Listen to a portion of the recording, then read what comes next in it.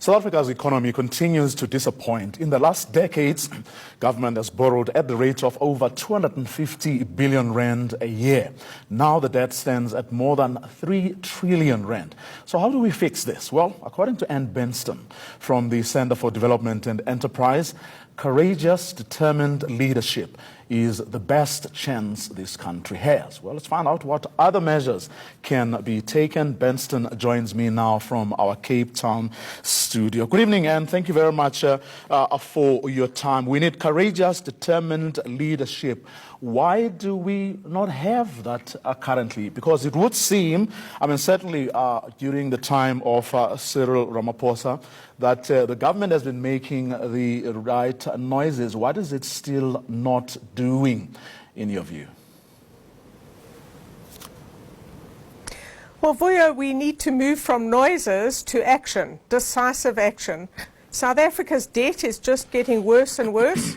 It is the single largest item on our budget now, the repayment costs for the debt. And this is eating up, some people would say it's devouring our future. We're having to pay all this money back and we can't afford it. And it's preventing us putting money into the things we all really care about, from policing to healthcare to better education. So we're going to have to make some decisions. We can't go on like this. We're borrowing, it's projected we'll borrow R1 billion a day, every single day, for the period, the 7 years from 2015 to 2022. This is not going to keep on going on like this. We have to make some tough decisions. We have to... Yes, go ahead.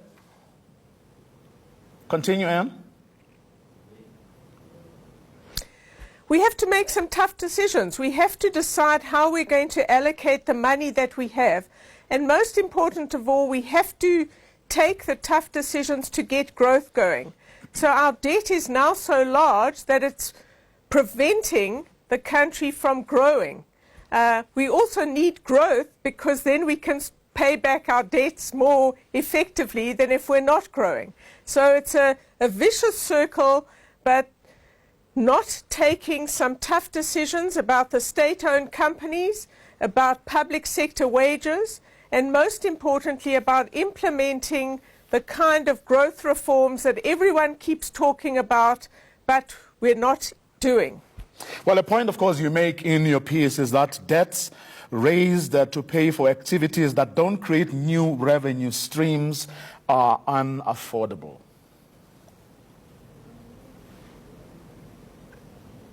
Sorry, I can't hear you, Vuyo. What are you asking? I'm saying you make the point that debts raised to pay for activities that don't create new revenue streams are in fact unaffordable.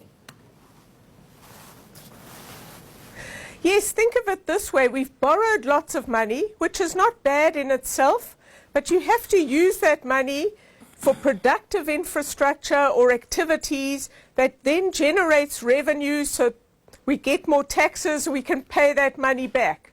We've spent millions and millions and millions of rands on power stations that don't produce power, and billions of rands on trains that never arrive.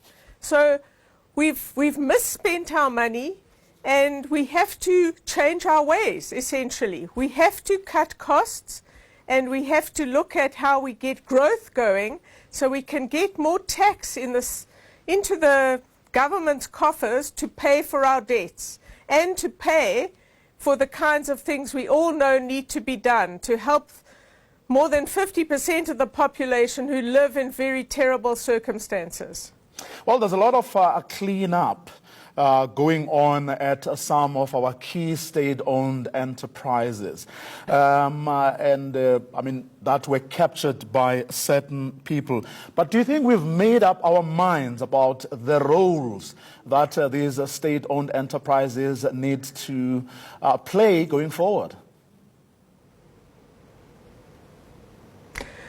Yes, I think we have to rethink the entire state-owned company sector. We have to think about the size of our state.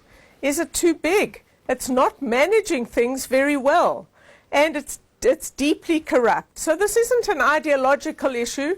It's how big should the South African state be? What can we afford? How do we leverage the dynamism of private sector firms in competitive, and I stress competitive markets? So we have to make decisions. Some state-owned companies must be allowed to fail if they cannot cut their expenditure and increase their revenue. It's as simple as that. And we need to rethink the markets for each one of these large state-owned companies and think hard about what capacity we have in the country. Does it lie in the private sector? How do we mobilize that? And what should remain in the state? So it's not a simple sort of slash and burn. It's a careful, considered look at each market, but we need to act. We cannot keep throwing money into endless bailouts. And as a country, we have to say, would you rather your money was going to SAA or to the National Prosecuting Authority, as just one example? I know where my vote would lie. And that's what we need to be thinking about and taking action.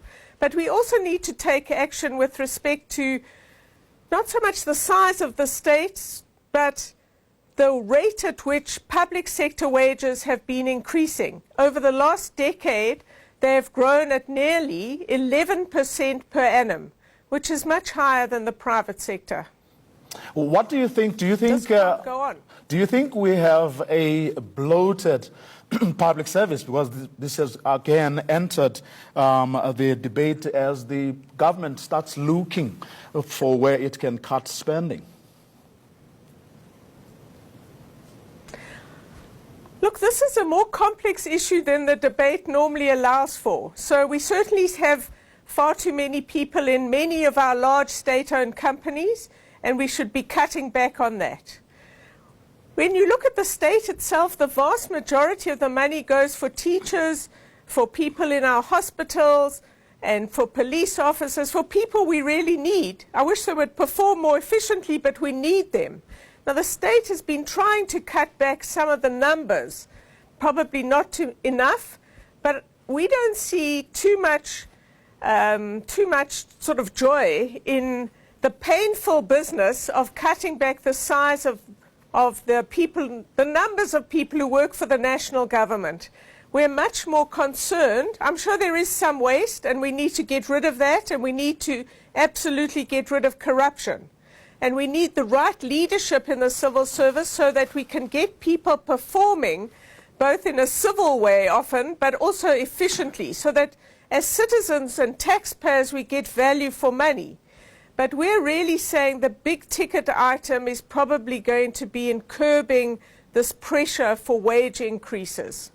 So we're not getting banged for our buck?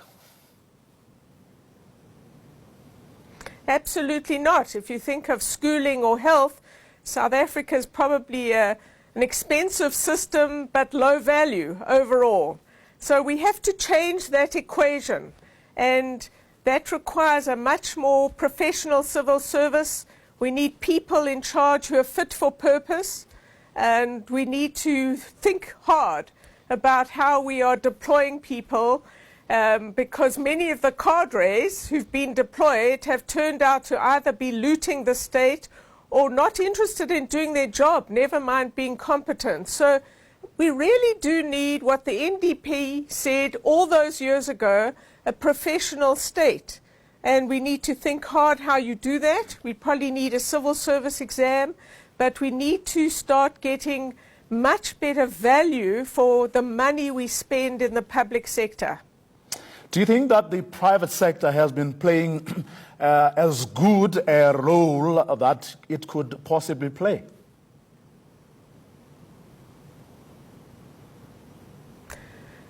Look, I think that South Africa, this whole system isn't working very well. The private sector is a very big term for lots and lots of very different companies, some of whom have turned out to be rather corrupt, some of whom have been involved in anti-competitive practices, but many of which are world-class companies and offering excellent services. So it's hard to generalize across all of that over the last decade. What I think is important is that the dynamism of competitive markets keeps firms disciplined. You know, you and I won't go to this supermarket because we think they overcharge or it's dirty or we don't like the service. We'll go to another one. So you've got to have competition to keep firms performing at their best. We need to have public prosecution and a much better ethical standard in our society to prevent some of the disasters we've had. But overall, I think one of the few things that's working in the country is mainly in the private sector, not solely. There are pockets of excellence still in the public sector, but in general, I think that our financial sector is a big asset for South Africa. It's got deep pockets, it's world class, and we should be leveraging the resources they can bring to bear for infrastructure and other things. But we've got to cut through regulations. We need a very different attitude to business and to competitive markets. We need to stop thinking that employment in the private sector is necessarily exploitative or that profit is a four-letter word. We need to think differently about the incredibly positive role that well-regulated but not over-regulated markets can play in this society. And so I think we've got a good base to build on, certainly not perfect, but we've got to free them up to expand their factories, to expand their firms, to feel confident about the future of the country and their role in that. Well, as the leaders of the country, political, business, labor, meet in Cape Town over the next few days, do you think that there's one message that South Africa will be able to, say to the world that speaks to a unified effort and a common agenda? I don't think South Africa's there yet. Most people say they want growth, but they're not prepared to put it at the top of the list and say that growth and the requirements for growth and the reforms we have to make will trump everything else. And so the World Economic Forum the next few days is a great big talk shop and networking opportunity. I'm curious to see what the President will be saying. I certainly hope we can attract some people to invest in this country, but he's going to have to reassure them about the determination to take control of our debts and to not undermine some of the institutions that current policies are affecting. You're not going to get foreign investment if you're fiddling around with property rights, and you're not going to get foreign investment unless we fix Eskom. And these are decisions that have to be taken, and the President and I think business leaders need to urge him to take the tough decisions, and they will be tough, that have to be made for South Africa to put its best face forward and get more foreign investment. But what can he say that he hasn't said before? I'm not saying there's anything to say. I think South Africa needs action now. We need to take the sort of decisions that are talked about in the Minister of Finance's economic policy document. I don't know what status that has. Certainly we would support the direction of that document, and it would be fantastic if the President would come out and support the kinds of reforms that are being talked about, the direction, not necessarily every single one. But these are the kinds of reforms South Africa has to make. We have to open up our labour market. We have to bring in skilled immigrants to help turbo boost this economy. And we have to get rid of all the regulations that hold back small business. Now, we can't keep saying the same things over and over.